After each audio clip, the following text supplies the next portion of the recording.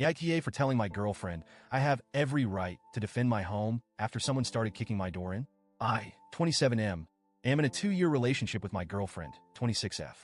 I love her to bits, but recent events have made me question whether we're truly compatible. For context, I'm a black man raised in the inner city. Life taught me to stay on high alert. You lock your doors, keep an eye out, and know how to defend yourself if it comes to that. My girlfriend, on the other hand, grew up in a quiet suburban neighborhood where nothing dangerous ever happened.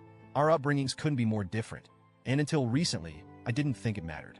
But now, I'm not so sure. I've been taking care of my mom for the past 6 months. She's recovering from major surgery on both legs and can't walk at all. Her room is in the back of the house, right next to the porch door. My mom's safety is my top priority. She's completely vulnerable. She can't even sit up without help, let alone move to another room if something happens. That vulnerability is why what happened last Wednesday has shaken me to my core.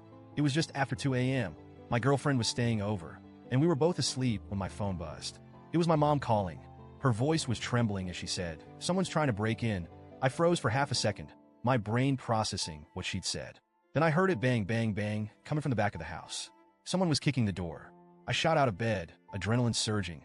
My girlfriend woke up and asked groggily, "What's going on?" I didn't have time to explain.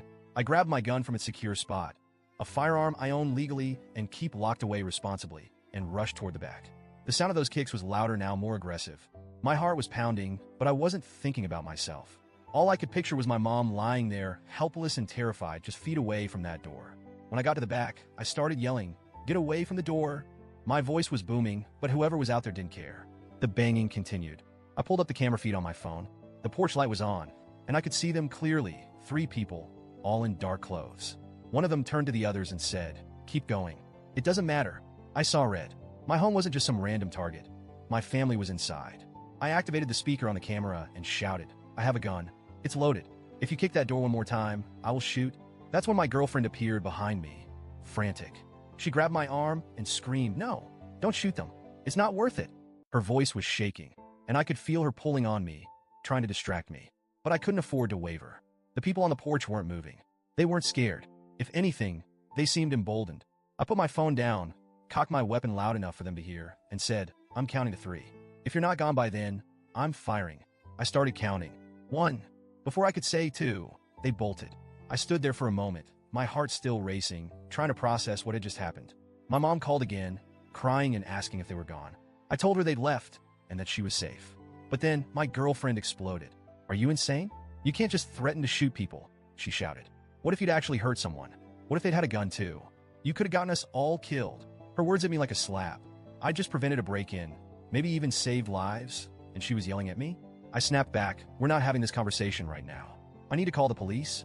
Looking back, I should have called them earlier. But at that moment, all I could think about was protecting my mom. The police arrived about 15 minutes later. They found shoe prints on the fence and on the back door, clear evidence of the attempted break-in. They patrolled the area, but didn't find anyone. Once the cops left, my girlfriend unleashed on me again.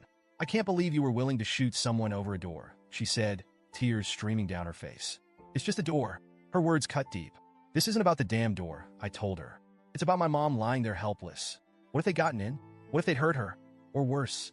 I'm not going to sit back and hope for the best when my family's in danger." But she wouldn't let up. There's never a reason to hurt or kill someone.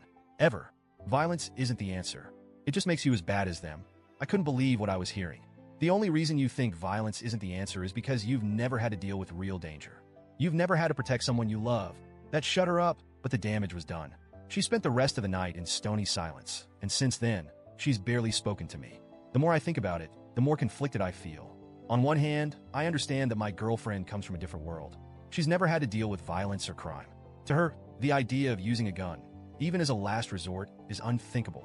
But on the other hand, I can't apologize for what I did. I wasn't looking for trouble. I didn't go out there hoping to hurt anyone. I just wanted to protect my home and my family. What frustrates me most is that she doesn't seem to understand the gravity of the situation. This wasn't a hypothetical debate. This was real. 3 people were trying to force their way into my house. If they'd succeeded, who knows what could have happened? I love my girlfriend, but her reaction has made me question our future. If she can't support me when I'm protecting my family, can we really make this work?